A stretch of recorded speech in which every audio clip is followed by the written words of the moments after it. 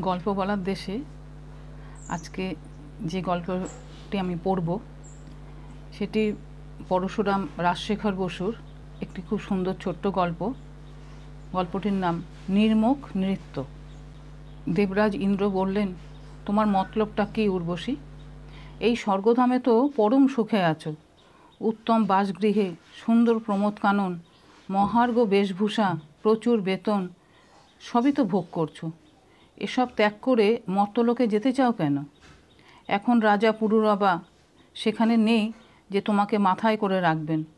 স্বর্গে তুমি চির যৌবনা, অনিন্দিতা, সুরেন্দ্র বন্দিতা, কিন্তু মরতে গেলেই দুদিনে বুড়িয়ে যাবে।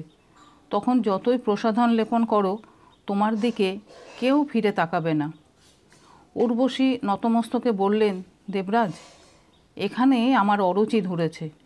সব পুরুষকেই আমি জয় করেছি, তাদের একঘেয়ে চাটুবাক্যে আমার আর ভালো লাগে না।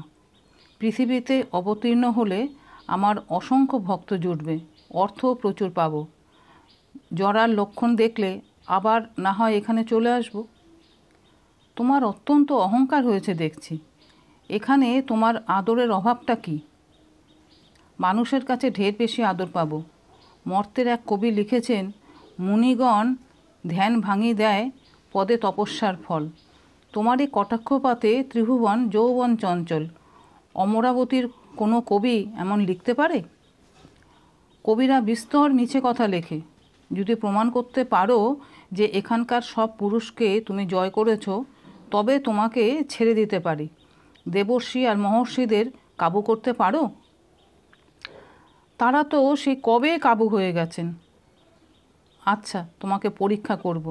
দিব্য মানব জানো, যারা স্বর্গে মরতে অবাধে আনাগোনা করেন, যেমন সনত কুমার, সনাতন, সনক, সদানন্দ, এরা হলেন ব্রহ্মার মানুষপুত্র।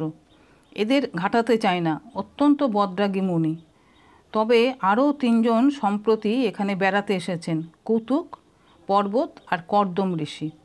এরা বেশ শান্ত আর একেবারে নির্বিকার। এদের কাবু করতে পারবে? যদি পুরুষ হন তবে কাবু করতে পারবো না কেন? শুধু পুরুষ নন, ওরা মহাপুরুষ। তবে ওদের মহাকাবু করব। উত্তম কথা। ওরা হলেন দেবর্ষি নারদের বন্ধু। নারদকে বলবো তোমার নাচ দেখবার জন্য আমার সভায় ওদের নিমন্ত্রণ করে আনবেন। নারদের মুখে নিমন্ত্রণ পেয়ে তিন ঋষি প্রীত হলেন। বললেন, আমরা ময়ূর নৃত্য, খঞ্জন নৃত্য দেখেছি, বানর, ভল্লুকাদির নৃত্যও দেখেছি, কিন্তু নারী নৃত্য কখনো দেখিনি। দেখবার জন্য খুব কৌতূহল হচ্ছে। কিন্তু উর্বশী তো শুনেছি অপ্সরা, সে নারী বটে তো? নারদ বললেন, এমন নারী যার জন্য অকস্মাৎ পুরুষের বক্ষ মাঝে চিত্ত আত্মহারা, নাচে রক্তধারা। তার নৃত্য দেখলে তোমরা মুগ্ধ হবে। এখন ইন্দ্রসভায় যাবার জন্য প্রস্তুত হয়ে নাও। পর্বত ঋষির দাড়ি গলা পর্যন্ত, কর্দমের বুক পর্যন্ত, আর কুতুক ঋষির হাঁটু পর্যন্ত। এরা যথাসাধ্য ভব্যবেশ ধারণ করে যাত্রার জন্য প্রস্তুত হলেন। পর্বত একটি বলকল পরলেন। বলকল না থাকায় কর্দম শুধু কৌপিন ধারণ করলেন। মহামুনি কুতুক একবারে সর্বত্যাগী নিকিঞ্চন, তার বলকলও নেই, কৌপিনও নেই। অগত্যা তিনি দিগম্বর হয়েই রইলেন। নারদ বললেন, ওহে কুতুক, অন্তত একটি তৃণগুচ্ছের মেখলা পরে নাও। কুতুক বললেন, কোনো প্রয়োজন নেই, আজানুলম্বিত শুশ্রূই আমার বসন। নবাগত তিন ঋষিকে পাদ্য, অর্ঘ্য, আসন ইত্যাদি দিয়ে যথাবিধি সৎকার করে ইন্দ্র বললেন, হে মহাতেজা, তপস্বিদ্ধ, জিতেন্দ্রীয় মহর্ষিত্রয়, আমার মুখ্যা অপ্সরা উর্বশী আপনাদের মনোরঞ্জনের নিমিত্ত একটি অভিনব নৃত্য দেখাবে। নির্মুখ নৃত্য মর্তলোকের প্রতীচ্য খণ্ডের ম্লেচ্ছগণ যাকে বলে স্ট্রিটটিজ। এখানে অগ্নি, বায়ু, বরুণ প্রভৃতি দেবগণ, নারদাদি দেবর্ষিগণ, অগস্ত্যাদি মহর্ষিগণ সকলেই সমবেত হয়েছেন। মেনকা প্রভৃতি অপ্সরারাও আছেন। আপনাদের আগমনে আমরা সকলেই কৃতার্থ হয়েছি। এখন অনুমতি দিন, উর্বশী নৃত্য আরম্ভ করুক। আগন্তুক তিন ঋষির মুখপাত্র মহামুনি কুতুক বললেন, হ্যাঁ হ্যাঁ, বিলম্বে প্রয়োজন কি? আমরা নৃত্য দেখবার জন্য উদ্গ্রীব হয়ে আছি। লাস্য নৃত্যর উপযুক্ত বেশভূষার উপর একটি আলখাল্লা বা ঘেরাটোপ পরে উর্বশী ইন্দ্রসভায় প্রবেশ করলেন। সকলকে প্রণাম করে যুক্ত করে বললেন, হে মহাভাগ দেবগণ এবং অগ্নিকল্প ঋষিগণ, আমি যে নির্মুখ নৃত্য দেখাবো তাতে আমার দেহ ক্রমে ক্রমে অপাবৃত হবে। আপনাদের তাতে আপত্তি নেই তো?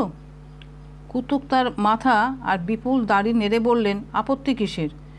যাবতীয় জন্তুর ন্যায় তোমার দেহ পঞ্চভূতের সমষ্টি, তার অভ্যন্তরে নারীসত্তা কোথায় আছে তাই আমরা দেখতে চাই।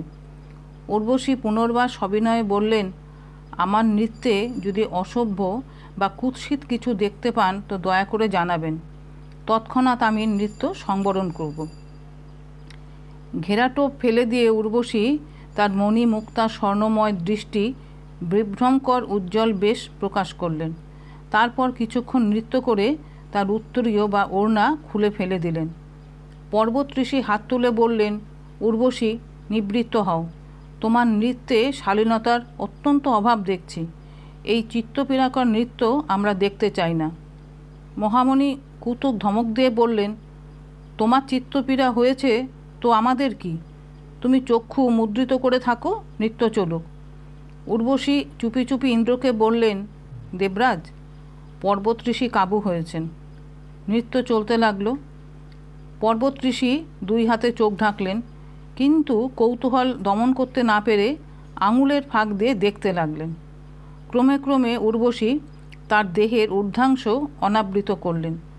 তখন কর্দম ঋষি চোখ ঢেকে বললেন, উর্বশী, তোমার এই যুগোপসৃত নৃত্য দেখলে আমাদের তপস্যা নষ্ট হবে, ক্ষান্ত হও। কুতুক ভর্ৎসনা করে বললেন, কেন ক্ষান্ত হবে? তোমার সহ্য না হয় তো উঠে যাও এখান থেকে। সহাস চক্ষুর ইঙ্গিতে উর্বশী ইন্দ্রকে জানালেন যে কর্দমও কাবু হয়েছেন। তারপর উর্বশী ক্রমশ তার সমস্ত আবরণ আর আভরণ খুলে ভূমিতে নিক্ষেপ করলেন এবং অবশেষে কুন্দ শুভ্র নগ্নকান্তি প্রকাশ করে পাষাণ বিগ্রহবৎ নিশ্চল হয়ে দাঁড়িয়ে রইলেন। সভাস্থ দেবগণ, দেবর্ষিগণ ও মহর্ষিগণ বললেন, সাধু সাধু। কুতুক বললেন, থামলে কেন উর্বশী? আরও নির্মুখ ত্যাগ করো। নারদ বললেন, আর নির্মুখ কোথায়? উর্বশী তো সমস্তই মোচন করেছে। কুতুক বললেন, ওই যে ওর সর্বগাত্রে একটি পদ্ম পলাশতুল্য শুভ্রা রক্ত মসৃণ আবরণ রয়েছে। আরে, ও তো ওর গায়ের চামড়া, ওটাও খুলে ফেলুক। পাগল হলে নাকি হে কুতুক? গায়ের চামড়া তো শরীরেরই অংশ, ও তো পরিচ্ছদ নয়। পরিচ্ছদ না হোক, নির্মুখ তো বটে, ওই খোলসটাও খুলে ফেলুক, নিচে কি আছে দেখব। নারদ বললেন, কি আছে শোনো। চর্মের নিচে আছে মেদ, তার নিচে মাংস, তার নিচে কঙ্কাল। তার নিচে কি আছে? কিচ্ছু নেই। যার প্রভাবে অকস্মাৎ পুরুষের বক্ষ মাঝে চিত্ত আত্মহারা নাচে রক্তধারা, উর্বশীর সেই নারীত্ব কোথায় আছে? নারীত্ব আছে ওর বসনে, আভরণে, অঙ্গ প্রত্যঙ্গে, ভাবভঙ্গিতে আর অনুরাগী পুরুষের চিত্তে। তুমি তো বিতরাগ, চিত্ত পুড়িয়ে খেয়েছ, দেখবে কি করে? মহামণি কুতুক ক্রুদ্ধ হয়ে বললেন, আমাকে প্রতারিত করবার জন্য এখানে ডেকে এনেছ? এই উর্বশী একটি অন্তঃসারশূন্য জন্তু। ছাগ দেহের সঙ্গে ওর দেহের প্রভেদ কি? ওহে পর্বত, ওহে কর্দম, চলো আমরা যাই, এখানে দেখবার কিচ্ছু নেই। উর্বশীর লাঞ্ছনা দেখে মেনকা, ঘৃতাচি, মিশ্রকেশী প্রভৃতি অপ্সরার দল আনন্দে করতালি দিলেন। কুতুক, পর্বত ও কর্দম সভা ত্যাগ করলে উর্বশী নত মুখে অশ্রুপাত করতে লাগলেন। ইন্দ্র বললেন, উর্বশী, শান্ত হও। নিরন্তর জয়লাভ কারও ভাগ্যে ঘটে না। আমিও বৃত্তাসুর কর্তৃক পরাজিত হয়েছিলাম। উর্বশী বললেন, একে কি পরাজয় বলে দেবরাজ?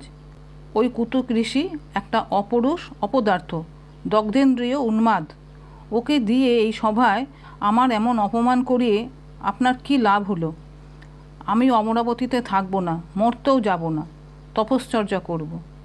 অনন্তর উর্বশী মাথা মুড়লেন, তুলসীমালা পরলেন, তিলক চর্চা করলেন এবং নিত্যধাম গোলকে গিয়ে হরিপাদপদ্মে আশ্রয় নিলেন।